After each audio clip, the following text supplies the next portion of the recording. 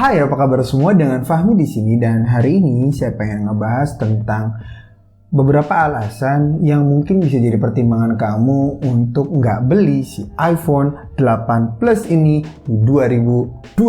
Bagi kamu yang baru datang ke channel ini dan juga belum subscribe, jangan lupa untuk klik tombol subscribe-nya dan juga nyalain lonceng notifikasinya. Terima kasih. Oke, sekarang saya pengen memberikan 5 alasan kenapa kamu ngelewatin aja si iPhone 8 Plus ini di 2020. Alasan pertama adalah tentang Animoji.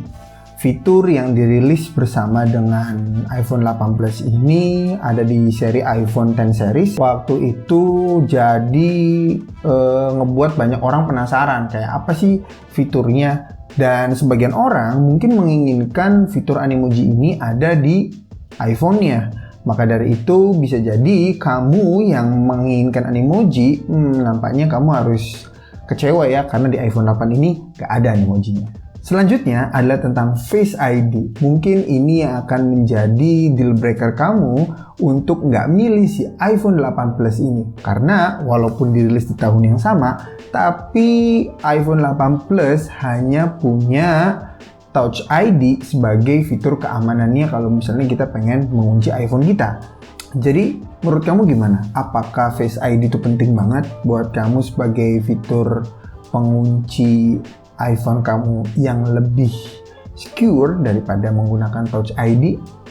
Selanjutnya adalah tentang desainnya. Untuk di 2020 memang kita bisa bilang bahwa desainnya ini cukup jadul ya. Walaupun seperti yang kita tahu bahwa ada iPhone SE yang membawa garis desain yang sama seperti iPhone 8 Plus, nyatanya iPhone 8 Plus ini tetap kelihatan bahwa cukup jadul ya.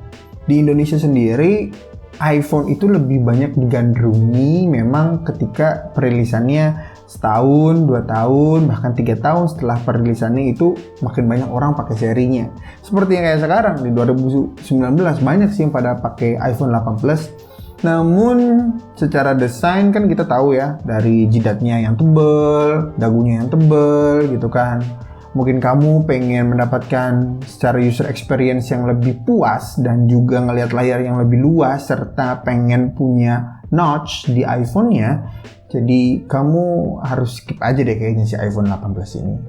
Selanjutnya adalah tentang screen to body ratio-nya. Ya, seperti yang kalian bisa lihat di iPhone 8 Plus ini layarnya cuma 5,5, tapi karena memang jidat dan dagunya besar alias tebal seperti yang tadi sudah saya mention, maka ngebuat ukuran iPhone-nya jauh lebih besar, lebih bongsor, dan juga lebih kelihatan memanjang.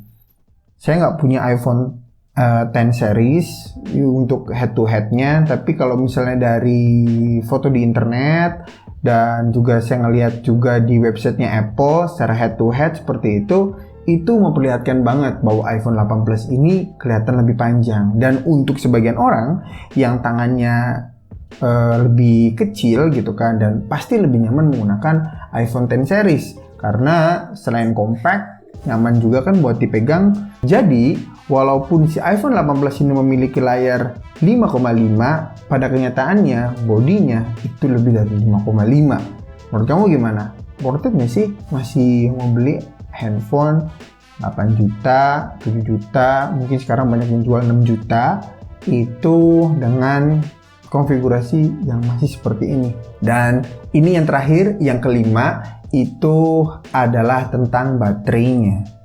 iPhone lawas punya selalu masalah dengan yang namanya baterainya. Karena memang harus diakuin, iPhone yang sudah rilis beberapa tahun ya pastinya secara performa beberapa bagiannya jadi agak turun. Salah satunya baterainya.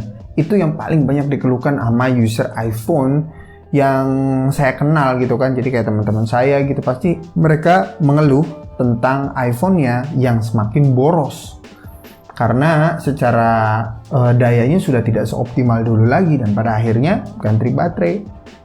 Menurut kamu apakah itu jadi hal yang penting? Ya kalau buat saya sih penting banget ya. kayaknya saya harus pikir-pikir lagi kalau misalnya pengen menjadikan iPhone ini itu jadi daily driver saya alias hanya handphone satu-satunya, karena secara daya tahan itu nggak kuat banyak. Jadi kalau misalnya saya menggunakan untuk sosial media atau misalnya saya nonton YouTube, itu kerasa banget drain baterainya. Padahal baterai health-nya itu masih 90-an, 90% lebih tepatnya. Jadi, apakah ini jadi deal breaker kamu yang akan ngebuat kamu nggak jadi untuk ngambil si iPhone 8 Plus? Semua pilihannya ada sama kamu. Kalau saya sih kelima hal tadi jadi hal yang penting banget, karena secara di 2020 saya kan pengen mendapatkan user experience yang lebih puas gitu untuk iPhone. Saya juga ngerti kalau misalnya memang ada beberapa bagian yang menurut kamu itu nggak jadi masalah. Ya, jadi kembali lagi ke preferensi kamu, bagaimana kamu ngelihat suatu handphone dilihat dari kebutuhannya. Itu aja buat video kali ini. Terima kasih dan I'll see you around. Bye.